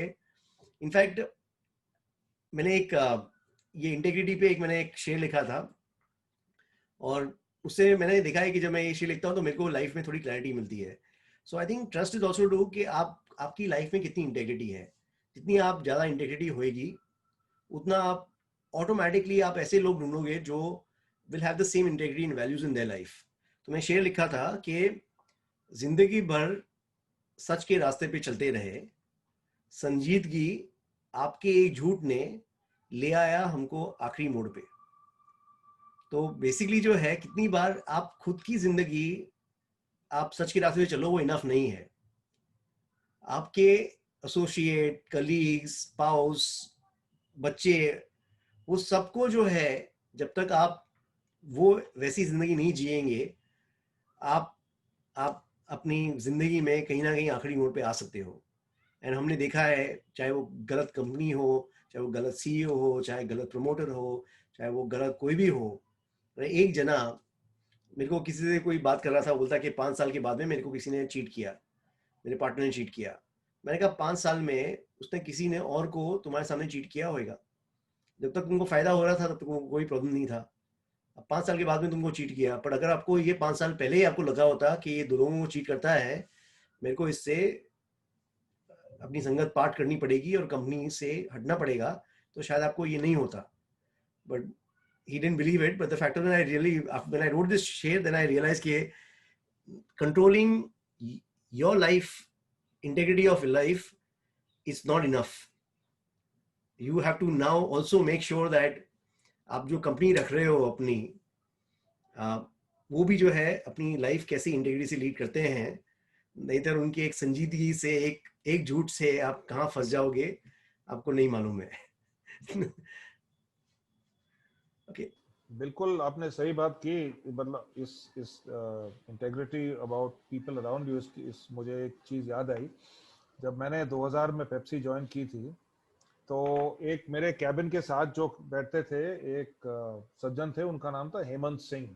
वो बहुत बड़े सीईओ बन चुके आई थिंक किसी चाय कंपनी के। और गोल्फ खेलते थे, राजपूत थे, जोधपुर से थे, और हमारे काफी कॉमन कनेक्शन थे। पेप्सी ज्वाइन करने से पहले मैं उनसे वाकिफ नहीं था, तो उनके साथ, क्योंकि वो बिल्कुल मेरे साथ बैठते थे, तो उनके साथ थोड़ा उठना बैठना, कैंटीन उनके साथ जाना, उनके साथ बात करना थोड़ा बहुत, क्योंकि मैं भी नया था वहां पर और किसी को नहीं जानता था। करीब 2-3 हफ्ते के बाद मेरे बॉस ने मुझे बुलाया अंदर। उन्होंने कहा कि देखो, तुम हेमंत सिंह के साथ काफी चिपक रहे हो। तो मैंने बोला, सर ऐसा है कि वो एक ही अकेले हैं जिनको मैं जानता हूँ, मुझसे थोड़े बड़े हैं और पेप्सी में थोड़े दिनों से मेरे साथ हैं, मतलब थोड़े काफी सालों से हैं, और वो मुझे बता रहे थे, भाई showing me the ropes so to speak. तो इसे देखो, मैं तुम्हें एक चीज बताना चाहता हूँ, हेमंत सिंह जो है उनको हमने से नौकरी से निकाल दिया है। वो अपना नोटिस पीरियड सर्व कर रहे हैं, और उनके अगेंस्ट कुछ इंटेग्रिटी और ब्राइबरी और करप्शन और एम्बेजलमेंट, पैसे बनाने की मतलब इन्वेस्टिगेशन की थी, और वो सही निकली, और उसकी वजह से उनको बोला गया है कि आप छोड़ दें। और वो 1 महीना उनका नोटिस पीरियड रह गया है, तुम नए नए आए हो कंपनी में, अगर उनके साथ रहोगे तो लोग सोचेंगे कि तुम भी वैसे ही हो, और हमने तुम्हारी रिपोर्ट पढ़ी है, हमें पता है कि तुम अलग टाइप के आदमी हो, तो मैं आपको इतला करना चाहता हूँ कि आप थोड़ी दूरी रखें उनसे, ताकि आप लोग, आपके बारे में लोग उतना वैसा न सोचे जैसा उनके बारे में सोचे। और मैं आज तक ये कभी भूल नहीं पाया हूँ। मेरे बॉस थे तन्मय वत्स, जो फिर पेप्सी में नंबर 2 इंडिया में बन करके रिटायर हुए। 62-63 साल के हैं अब, गुड़गांव में हैमिल्टन में रहते हैं, और उन्होंने जो सीख मुझे दी विवेक, आज तक मैं नहीं भूला हूँ। तो आप बिल्कुल सही बोल रहे हैं। पेप्सी में हम लोग बोलते थे कि integrity is not a 99% thing, it is a 100% thing. और उसकी वजह से मेरी जिंदगी में काफी अड़चने आई हैं, लेकिन मैं किसी को भी आंख में देख करके बोल सकता हूँ कि भाई आपने मेरे लिए कुछ नहीं किया, you got nothing on me, nobody. और मैं तो एक दिन अपनी वाइफ और बेटी से बोल रहा था कि यार मेरी जिंदगी में 32 साल में मुझे किसी ने घूस तक ऑफर नहीं की, ताकि मुझे इतना सेटिस्फेक्शन मिल जाए कि भाई मैं मना कर दूं घूस को। मतलब उसका भी सेटिस्फेक्शन नहीं दिया मुझे। तो मुझे किसी ने बोला सर ऐसा है कि आपकी जो एनर्जी है वो ऑटोमेटिकली बता देती है सबको कि भाई इनसे उल्टी सीधे बात मत करना। तो वही जो आप ट्रस्ट की बात कर रहे थे कि भाई क्योंकि मैंने सब पर भरोसा किया, इसलिए मुझे उसी टाइप के लोग मिले जो मतलब जिन्होंने मेरा भरोसा नहीं टूटा आज तक। क्योंकि मैंने 1 रुपया अलग से नहीं बनाया, मुझे किसी ने घूस तक ऑफर नहीं किया था कि मुझे मना करने का भी सेटिस्फेक्शन मिले। इनफैक्ट यहाँ तक विवेक, मैं तो अपने मोबाइल फोन, हालांकि हमारे एक्चुअल में थे, मैं तो अपने पर्सनल कॉल मार्क करके अपनी सेक्रेटरी वीना को देता था, और उनको मतलब 78 रुपए 14 पैसे का चेक, उन 52 रुपए 97 पैसे का चेक, तो वो तो हंसती थी। मैंने बोला भैया 3 जनरेशन में तो हमारे फौज में रहे, हमारे दादाजी आर्मी में थे, ताऊजी नेवी में थे, मेरा भाई नेवी में है, तो मतलब वो एक तो हमारी वैसी सीख रही है, दूसरा मतलब मैं कैसे भूल सकता हूँ मैं किसका बेटा हूँ। तो मेरे I Vivek, I find it very easy to do the right thing. That is been my mantra. मुझे मतलब बिल्कुल ही परेशानी नहीं है टू डू द राइट। लोग इतना स्ट्रगल करते हैं to do the right thing, चाहे पैसे की बात हो या कुछ इंटेग्रिटी, मुझे कभी बिल्कुल ही मतलब it is crystal clear in my mind what is to be done. और प्लान बी मेरी जिंदगी में था ही नहीं। Is the only plan is an integrity plan, there is no other plan. But लोग कॉर्पोरेट वर्ल्ड में, आप भी जानते हैं, मैं भी जानता हूं कि मतलब ऐसे लोग बहुत ही कम मिलते हैं, और कभी कभी ऐसे लोगों के साथ काम करने में मुश्किल भी होती है, क्योंकि मैं समझ सकता हूँ लोगों को मेरे साथ मुश्किल हुई होगी, क्योंकि मैं टेढ़ा मेढ़ा पेड़ नहीं। और जैसे चाणक्य ने कहा था कि भाई जो जितने सीधे पेड़ होते हैं पहले वो कटते हैं, क्योंकि they make better firewood, but because crooked trees don't make great firewood. But I agree with you that integrity, and you know what, ऐसा integrity के बारे में आप नहीं, अपने आप बारे में नहीं बोल सकते कि भाई मैं सबसे खुदगर्ज आदमी हूँ, मैं सबसे खुददार हूँ, मैं सबसे ऑनेस्ट हूँ। वो आपके बोलने का की बात नहीं है। और लोग आपके बारे में बोलना, अगर और लोग आपके बारे में बोले तब वो मायने रखता है, आप अपने बारे में खुद नहीं बोल सकते हैं। So those are some of my thoughts on integrity. Saman, I've also seen that ये जो है आप जो बोल रहे हो, ये लॉन्ग टर्म में एटलीस्ट मैंने देखा है बहुत फायदेमंद रहता है। सो I'll give you one example, right? मैं कम्युनिकेटिव करके कंपनी चलाता था, और हम लोगों के लिए लीड जनरेट करते थे, बिजनेस जनरेट करते थे। और हमारा जो कॉम्पिटिटर था वो क्या करता था कि उसमें वो थोड़ी थोड़ी फेक लीड डाल देता था। तो वो लैंडिंग पेज पे कुछ भलता ही प्रॉमिस करके वो फेक लीड डाल देता था। तो उसकी एवरेज कॉस्ट जो थी, अगर मेरी एवरेज कॉस्ट 100 रुपये आ रही थी तो उसकी एवरेज कॉस्ट 50 रुपये आती। तो वो जो है क्लाइंट को 80 रुपये में, सब 90 रुपये में बेच देता था। अब मेरी तो कॉस्ट ही 100 रुपये थी, तो मैं 100 रुपये के नीचे बेच नहीं सकता था। तो हमको मालूम था वो क्या कर रहा है। तो हमारी टीम ने बोला कि जाके क्लाइंट को बता देते हैं कि ये कर रहा है। मैं कहा नहीं, ये जो है, even saying it affects my integrity. Let the client realise it on his own, long term में देखेंगे। But it was hurting us. तो एक दिन मैं पापा के संग बैठा था, मैं पापा को बोला कि अगर आपका कॉम्पिटिटर जो है, अगर वो कोई चीज़ गलत काम करता है, तो पहली बात तो क्लाइंट को बताना चाहिए या नहीं बताना चाहिए, इसे मत बताओ। मैं कहा दूसरा जो है, फिर क्या करना चाहिए, हम भी थोड़ा ऐसा काम करें, इसका तो इंटीग्रिटी का फायदा क्या होएगा, हम तो बंद हो जाएंगे, कंपनी ऐसे बंद हो जाएगी कंपनी। बोलते हैं कि उन्हें एक लाइन बोली थी मेरे को, बोलती स्कैरसिटी क्रिएट्स वैल्यू। जितनी इंटेग्रिटी इस दुनिया में कम होती जा रही है, उतनी ही जो इंटेग्रिटी की वैल्यू है वो बढ़ती जा रही है। तो जो अबंडेंस होता है उसकी कोई वैल्यू नहीं होती है। सो आई हैव सीन, जब मैं डेंसू को कंपनी बेच रहा था, they've had actually a couple of bad experiences before they acquired Communicate 2. And मेरे को मालूम है, मैं आई बैंकर ने मेरे को बोला था कि आप जो प्राइस बोल रहे हो, this is little bit higher than what the multiples in this industry is. So मैंने कहा कि this is what I would like to do, and आप पूछ के देखो। I still remember they had come back to me, they said this is higher, but every person जिसने हम बात करी है, उन्हें हमको आपके बारे में, एटलीस्ट इंटेग्रिटी के बारे में इतना कॉन्फिडेंस दिया है कि we've had 2 bad experiences, we are willing to pay the premium, but to make sure कि डेंसू को ऐसा नहीं लगे कि बस इंडिया में a good acquisition is not possible. and मेरा जो acquisition था, डेंसू का पहला acquisition था इंडिया में, उसके बाद में उन्होंने 10 acquisition और किए, but per se this was one feedback. So वो जो पापा की सीख थी, जो मेरे को 15 साल पहले बताई थी, that scarcity creates value, I think at least for me it has given me a lot in return. And मैं always बोलता हूँ, मेरी बेटी भी जो है अभी 18 साल की होने वाली है, मैं उसको बताने की कोशिश करता हूँ कि बेटा तुम जो तुम्हें सीख सकते हो सीखो, पर एक चीज मेरे से सीखनी है तो इंटेग्रिटी सीखो। And integrity is not direct integrity, it has to be implicit integrity. So even as much as 1 week ago उसको एक हेड बैंड लेना था, वो मैंने उसको पूछा कितने का है, उसने कहा 2000 रुपए का है। तो उसने बोला 2600 रुपए हो रहे हैं, मैं पे कर लूँ? मैं कहाँ पे कर लो? Then my wife told me that was for 2 headbands. So I didn't tell her anything that day. Next day I sat her down. I said, see, listen, for me this is a breach of integrity. You asked me for a headband, I said yes. You asked me for 2600 rupees, I said yes. But तुमने उसमें 2 brand ले लिए, that is in my is called implied breach of integrity. So be careful with me. तुमने मेरे को 2 बोले होते तो मैं 2 के लिए भी हाँ बोल देता, बट तुमने सोचा कि मैं 2 नहीं के लिए हाँ बोलूंगा और तुमको 1300 रुपए लेने को लिए बोलूंगा, तो तुम्हें 2000 की परमिशन ली है, तो वो तुम्हारे थॉट में आया है। मेरे हिसाब से you have stepped on the other side of integrity. So be very careful how you lead your life, and just make sure that you are transparent with me जब तुम मेरे से डील करती हो। तो आई थिंक एक सीख अगर हम ट्रांसफर कर सकें अपने बच्चों को कि लाइफ इंटेग्रिटी की जियो। एंड आई थिंक खुशी जो है, तो एक जोक है राइट, कि मैं सच इसलिए बोलता हूँ कि मेरी याददाश्त बहुत खराब है।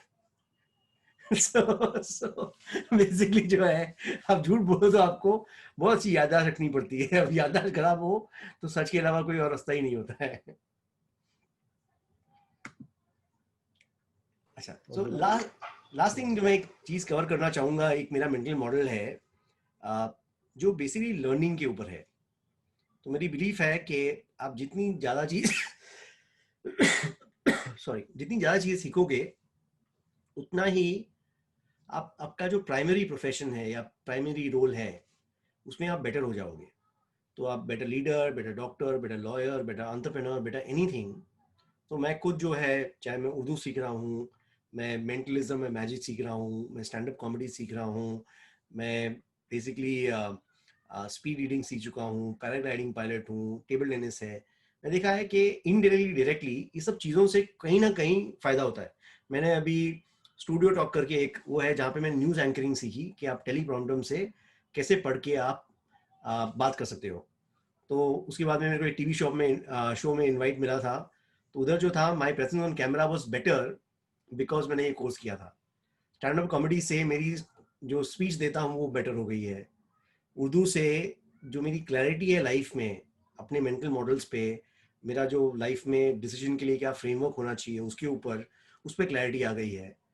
तो मैं आपका व्यू जानना चाहूँगा कि आपने फॉर्मली ये व्यू जो है ऑफ, वो पहले बोलते थे कि be a jack of, don't be a jack of all, be a master of one. जो मेरी थियरी है, be a jack of all and a master of one. So this is the theory, but I would love to have your views and what are your thoughts on it? बिल्कुल आपने सही कहा कि specially आज के ज़माने में जो नॉलेज इकोनॉमी है, मेरा जो भाई है उसने नेवी इसने ज्वाइन की, क्यों बोला कि मैं पढ़ाई नहीं करना चाहता हूँ। और नेवी ज्वाइन करने के बाद उसने जिंदगी में इतनी पढ़ाई नहीं की जितनी उसे नेवी में करनी पड़ी है। बोला कि हर प्रमोशन के पहले एग्जाम देना पड़ता है, हर चीज के लिए कोर्स करना पड़ता है, और वैसे भी नौसेना जो है थोड़ी सी छोटी और थोड़ी सी टेक्निकल ज्यादा सर्विस है।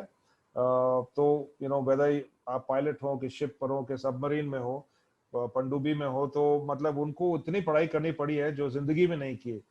और मैं अपने खुद अपने बारे में देखता हूँ विवेक की, पिछले 2.5 साल में जब मैंने यूबी छोड़ी, मतलब मैंने करीब 80 किताबें पढ़ी होंगी जो मैंने अगले पिछले 30 साल में नहीं पढ़ी।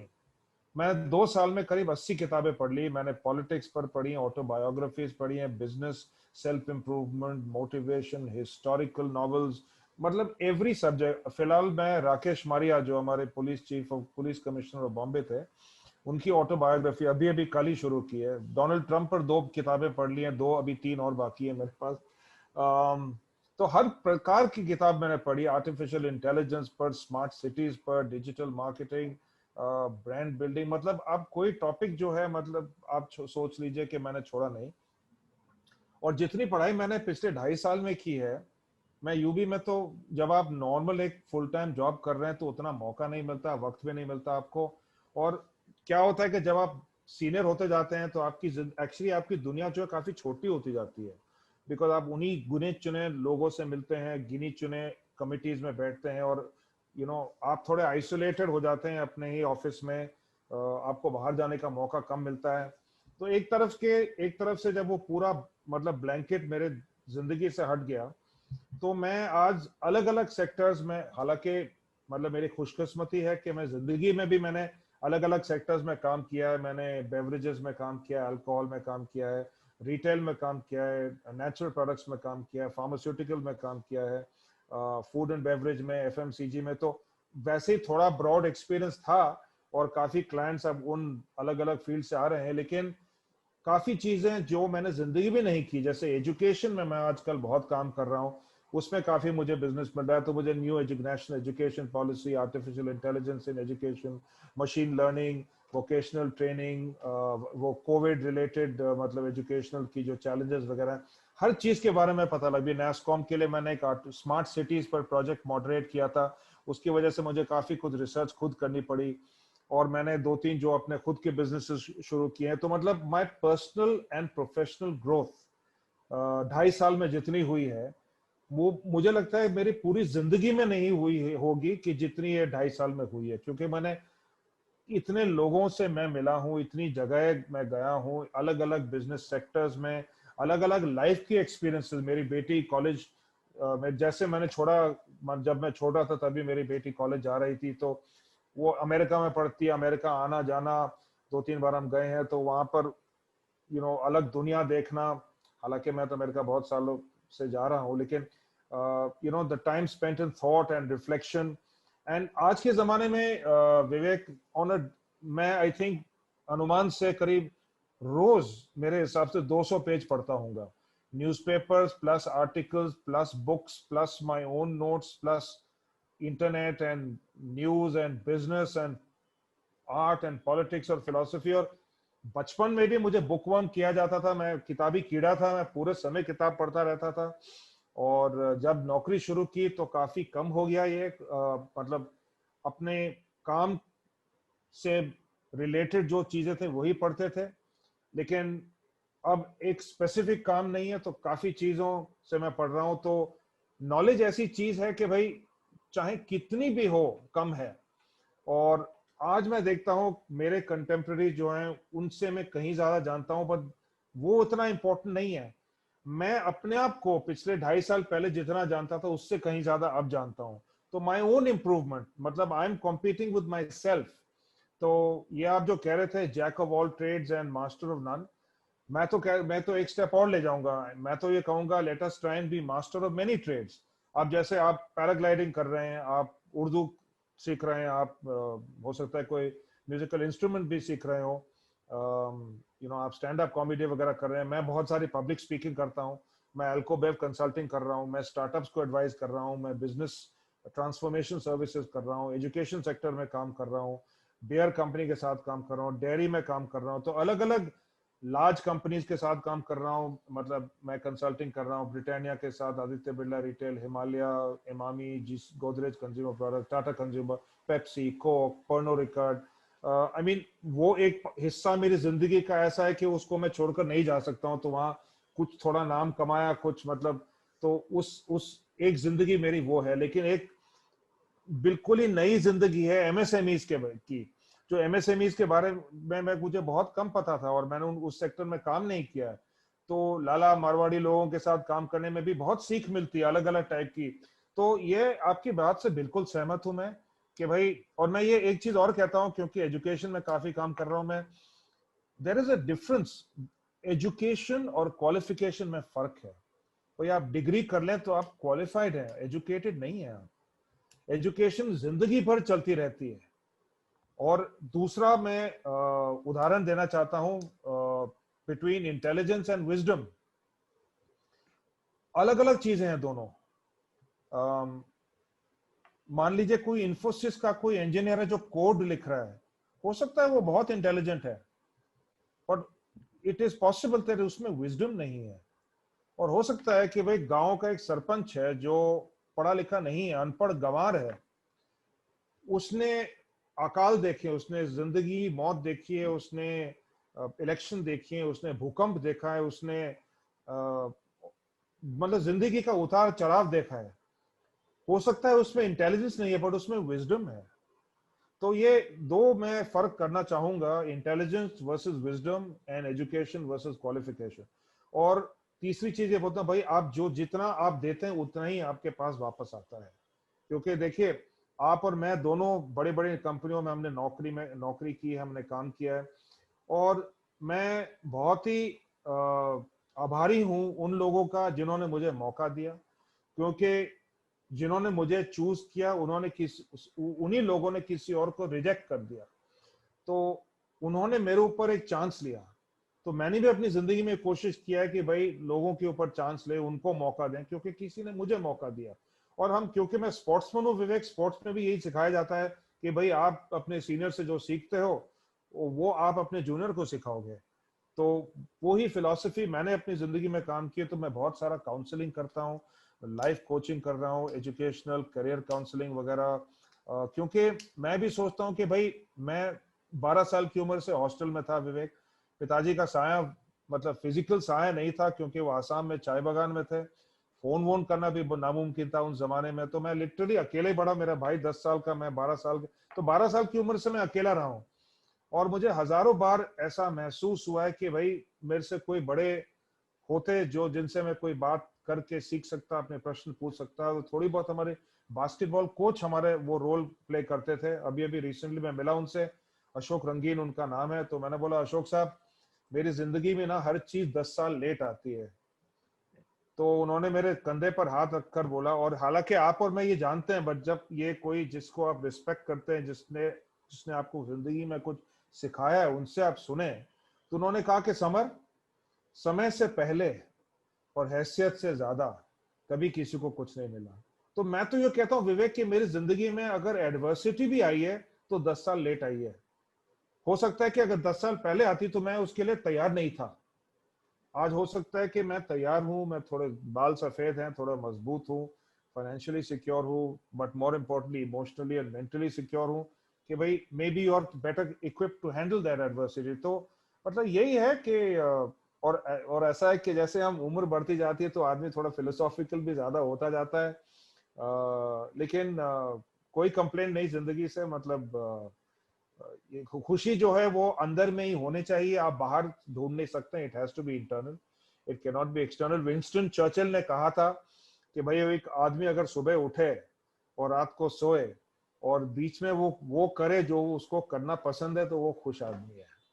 तो Absolutely. अब वो आप डिसाइड करें। इनफैक्ट मैं तो यहाँ तक बोलना चाहूंगा कि आपके जो इंटेलेक्ट और विजडम का जो आपने डिफरेंस बताया, मैं तो इतना बोलूंगा कि मेरे जो पेरेंट्स थे, इन्हें यही सोच के मेरा नाम विवेक रखा। So, मतलब बचपन से वो चाहते थे कि वो इंटेलिजेंट बने,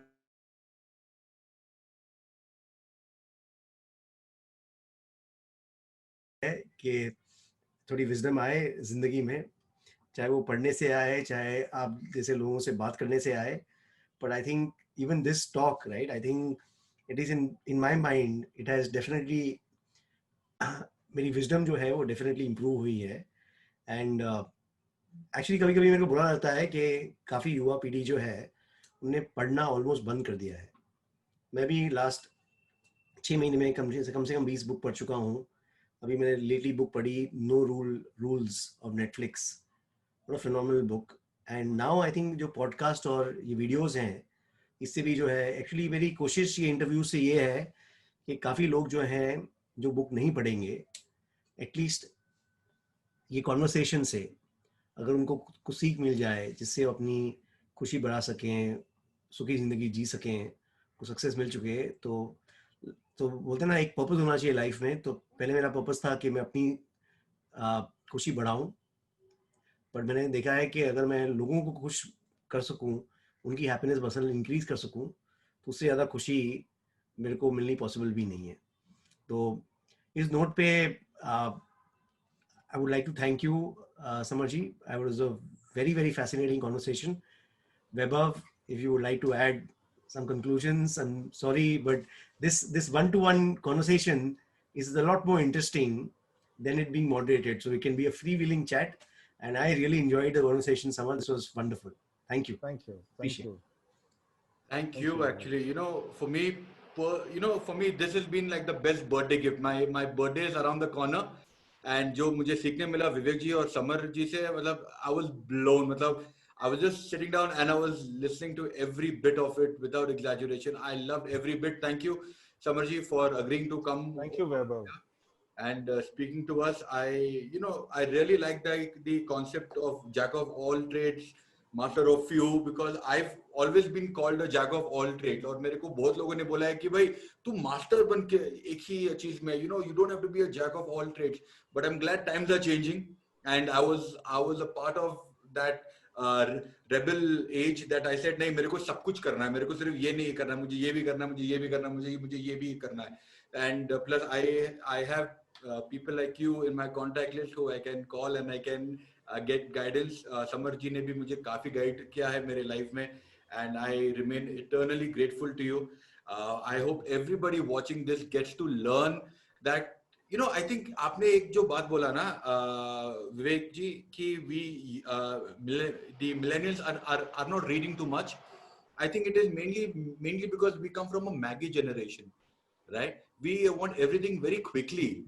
This is our problem, right? मुझे कार चाहिए, मुझे आज ही चाहिए, और मुझे आज ही रेंज रोवर चाहिए. This is the problem, right? Now I want you to please help this decode, because there is a bit of resistance inside saying that yeah, why not? Why?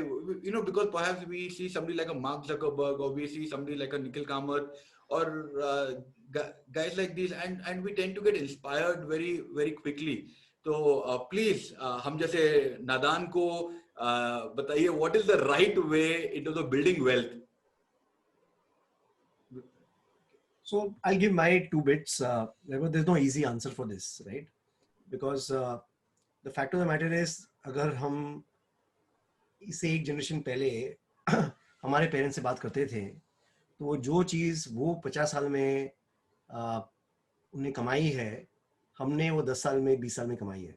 जी. उनको भी लगता था कि तुम चाहते हो हर चीज़ तुम्हें 10-20 साल में मिल जाए, पर कोई चीज़ों को 50 साल लगते हैं. और उनको लगता था कि क्या बात कर रहे हैं, 50 साल क्या होती है, 10 साल भी बहुत हैं, 20 साल भी बहुत हैं. अब वही जो 10 साल 20 साल जो हैं नेक्स्ट जनरेशन के लिए 5 साल हो गए हैं, 2 साल हो गए हैं.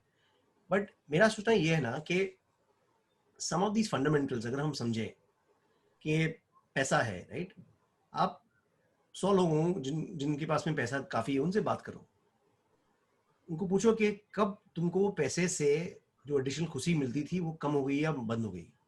आप रियलाइज़ करोगे कि एक बार आप 1 करोड़ रुपया साल का कमाना शुरू कर लो, उसके बाद में 1 करोड़ से ज़्यादा होता है ना, खुशी इतनी नहीं बढ़ती है.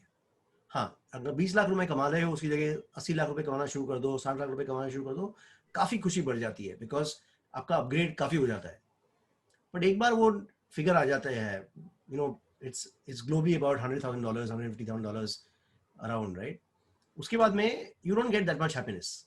सर वहां तक तो पहुंचे पहले। हाँ, तो वहां तक पहुंचना जरूरी है, बिकॉज वैभव, अगर आप 10 लाख रुपए साल का कमाते हो, तो कम से कम 50-60 लाख तक तो आपकी खुशी बढ़ने वाली है पैसे से, राइट? अगर आपको खाने पीने लाले पड़े हुए हैं और आप फिर फिलोसफिकली खुशी चाहते हो, नहीं मिलने वाली है आपको।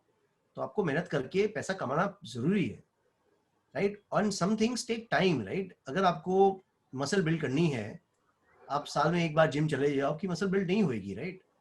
तो there are certain physical laws, right? So you have to work on it every day.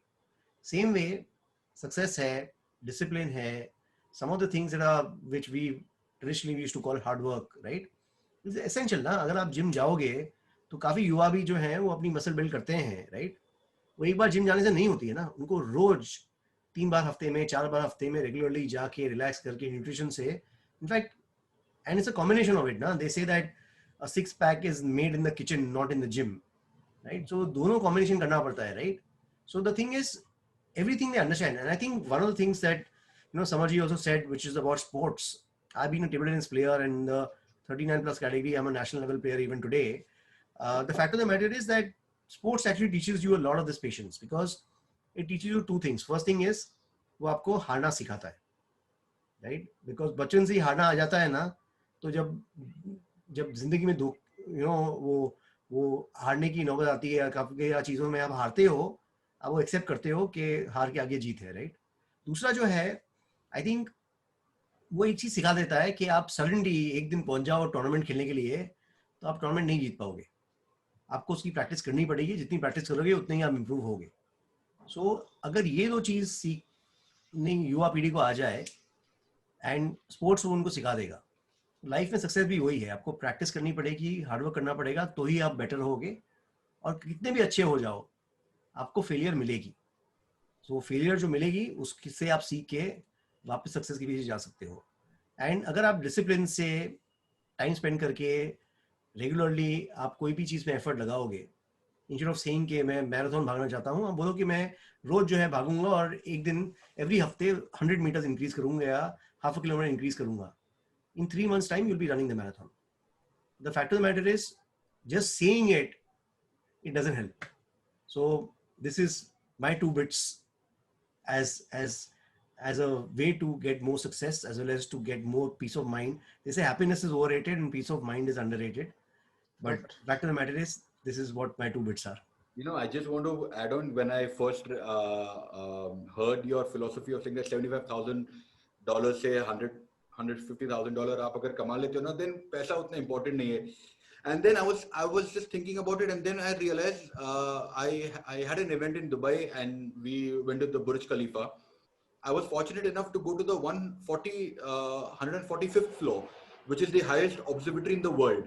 And I was like, wow, yeah, मतलब क्या नज़ारा है, it is so beautiful and brilliant.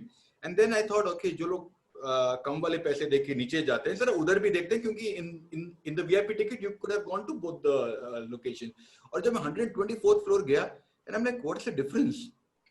The 20th floor is not making any difference at all, right? If it was like the 15th floor to the 30th floor, that would have made a difference. But then these 20 floors are not making any difference whatsoever. And then I realized, like, when my friends travel, because even I travel a lot creating content around the world. So when my friends tell me that, Arey, ja raha hu, so I tell them specifically that if you don't want to blow too much of money, don't go to Burj Khalifa 145th floor by paying 550 dirhams. Go to the 127th floor by paying 150 dirhams. It is worth it. It is the same. कुछ ज्यादा difference बिल्कुल नहीं, क्योंकि वो altitude पे पता भी नहीं चल रहा है कि डिफरेंस क्या है. तो I totally agree with you, and I hope the guys who are watching this will take this key notion away, saying that after a certain point of time money doesn't matter, but if you keep building it in your head from the word go, it will be even more easier for you to achieve. Samarji, what is your suggestions to all those guys like us who want quick results in our life and can't wait for 30 years? आपकी जितनी service है, मेरी उतनी उम्र है. So please हमें बताइए. भाई 2 मिनट में तो मैगी नूडल भी नहीं बनते. हालांकि वो कहते हैं 2 minute, but you know that 2 minute में नहीं बनते noodle. Incidentally, I have another call at 5:30, so I'll need to go in the next couple of minutes. Sure, sir. But I think, see, life, I've said this to you before, वैभव, के जो जिंदगी जो है वो marathon दौड़ है, 100 metre की दौड़ नहीं है. और अभी मैं बता रहा था कि मेरे बास्केटबॉल कोच ने क्या बोला कि भाई समय से पहले और हैसियत से ज्यादा कभी किसी को कुछ नहीं मिला. जो मतलब जो आप जहां हो वही सही है. अगर अभी तक आप सीएमओ नहीं बने हो तो आप अभी आपका वक्त नहीं है. So it's that. और देखो, आई मीन, अलग लोगों की अलग अलग सफलता की कहानियां हैं. हमारे जमाने में एक जॉन ट्रेवोल्टा होता था जो सैटरडे नाइट फीवर में ओवरनाइट सुपरस्टार बन गया दुनिया भर के लिए, और फिर 30 साल के लिए गायब हो गया या 20 साल के लिए गायब हुआ, जब तक एक मूवी बनी थी, क्वेंटिन टैरेंटिनो ने बनाई थी शायद, मेरे हिसाब से, pulp fiction. I don't know whether it's a Tarantino movie, but Pulp Fiction में सैमुअल जैक्सन के साथ उन्होंने फिर वापस मतलब हॉलीवुड में प्रवेश किया. बीच 20 साल में पता नहीं कितने बी ग्रेड अनफॉरगेटेबल पिक्चरें बनाई. तो पहले उनको इंस्टेंट स्टारडम मिली, फिर ऑब्सक्योरिटी, और फिर स्टारडम मिल गई. आप देखें रॉबर्ट डाउनी जूनियर को, उन्होंने 30 साल पहले करीब एक पिक्चर बनाई थी कॉल्ड क्या नाम था, मैं भूल गया. वो जिस रेन मैन जो पिक्चर थी डस्टिन हॉफमैन और टॉम क्रूज की था, उससे पहले के जीनो and something with Ray Liotta and Robert Downey Jr. They had played the role that Dustin Hoffman and Tom Cruise played, that Gino and something, मैं भूल गया. Amazing. 30 years of drug addiction. जब उन्होंने आयरन मैन बनाई तब जिंदगी उनकी फिर से अलग शुरू हुई. ब्रिटनी स्पीयर्स 18 साल की उम्र में ग्लोबल सुपरस्टार, उसके बाद faded away. Vinod Kambli, Mike Tyson, Diego Maradona. मतलब माइक टाइसन 21 साल की उम्र में वर्ल्ड हेवीवेट चैंपियन, उसके बाद जिंदगी में बस नीचे जा. राजीव गांधी, आज तक जो इलेक्शन मार्जिन विक्ट्री है उनकी आज तक हिंदुस्तान में कभी नहीं हुई है. 410-12 सीट जो मिली थी. बट जिस दिन राजीव गांधी प्राइम मिनिस्टर बनते ऑलरेडी अपने पीक पर थे. ऊपर से आप जो बाइडेन की कहानी देखिए, 32 साल उन्होंने कोशिश किया है प्रेसिडेंट बनने के लिए, 78 साल की उम्र में जाकर के प्रेसिडेंट बने हैं. 2008 में ही फेल्ड, 2012 ही फेल्ड आई थिंक, वगैरह वगैरह. और जिंदगी कितने साल पॉलिटिक्स में रह चुके हैं. मार्वन अट्टापट्टू की मेरी फेवरेट कहानी है. श्रीलंका क्रिकेट के लिए सेलेक्ट हुए थे. ये मैंने करोड़ों बार, हजारों बार ये कहानी बताई है. डोमेस्टिक आप सुन चुके हो वो कहानी, राइट? तो मार्वन अट्टापट्टू की कहानी है कि भाई डेब्यू किया उन्होंने श्रीलंका के लिए, डोमेस्टिक क्रिकेट में बहुत सारे रन बनाए और अपने फर्स्ट टेस्ट में 0 और 1 बनाया. ड्रॉप हो गए 4 साल के लिए, वापस गए डोमेस्टिक क्रिकेट में, बहुत सारे रन बनाए, फिर श्रीलंका के लिए सेलेक्ट हुए, 0 और 0 बनाया. फिर से ड्रॉप हो गए 4 साल के लिए, फिर डोमेस्टिक क्रिकेट गए, बहुत सारे रन बनाए, तीसरी बार सेलेक्ट हुए, फिर से 0 और 0 बनाया. अब आप ये सोचें, 8 साल हो गए, उन्होंने अपना दूसरा रन नहीं बनाया टेस्ट क्रिकेट में. टेस्ट क्रिकेट में दूसरे रन बनाने के लिए 8 साल इंतजार किया है. और कितनी बार उन्होंने सोचा होगा कि भाई हो सकता है कि मैं इस लेवल पर खेल ही नहीं सकता, क्योंकि विवेक भी स्पोर्ट्समैन है, तुम भी स्पोर्ट्समैन रह चुके हो, तो आप समझ सकते हो सकता है कि भाई मैं इंटरनेशनल लेवल के लिए नहीं बना हूं. लेकिन श्रीलंकन क्रिकेट बोर्ड को यह दाग देनी चाहिए कि उन्होंने चौथी बार उनको सेलेक्ट किया, और इस टाइम मार्वन अट्टापट्टू ने उन्हें डिसअपॉइंट नहीं किया. 5 double centuries, 16 century, 6000 test run, और श्रीलंका के कैप्टन बनकर रिटायर हुए. लेकिन दूसरा रन बनाने के लिए 8 साल लग गए. तो मतलब मैं, हालांकि ये जो आप बात कर रहे हैं वैभव, ये पूरा एक अलग से ही टॉपिक है. और मैं खुश होऊंगा ये अगर आप करना चाहें किसी भी दिन विवेक और मेरे साथ लेकर के, ये अलग ही टॉपिक है, बट इसके बारे में तो बहुत सारी चीजें बताई जा सकती हैं. नहीं, but thank you so much for your time. Like how I said earlier, it's a fabulous birthday gift that I've received of learning from you guys, and I feel so lucky that I know you guys. I can, and I'm getting to learn firsthand from you. So Vivek ji, Samar ji, thanks a lot. And to all the youth out there, जैसे समर सिंह जी ने बोला कि अपना time आएगा, keep at it, keep going on it, and your time will come. क्योंकि और कहाँ जाएगा भाई, इधर ही रहेगा ना. Thank you, and I think it was a great idea कि हमने हिंदी में एटलीस्ट मेरी तरफ से कोशिश करी, और समर जी ने तो एकदम शुद्ध नहीं हिंदी नहीं, में मैं भी वार्तालाप किया। आमतौर से हिंदी में उतनी बात नहीं करता, लेकिन थैंक्स टू विवेक हमें करना वो पड़ा। हिंदी में फ्लो ही नहीं आता। हाँ, चलिए, okay, thank you so much gentleman. Thank you so much Samar ji. Thank you, thanks. Bye.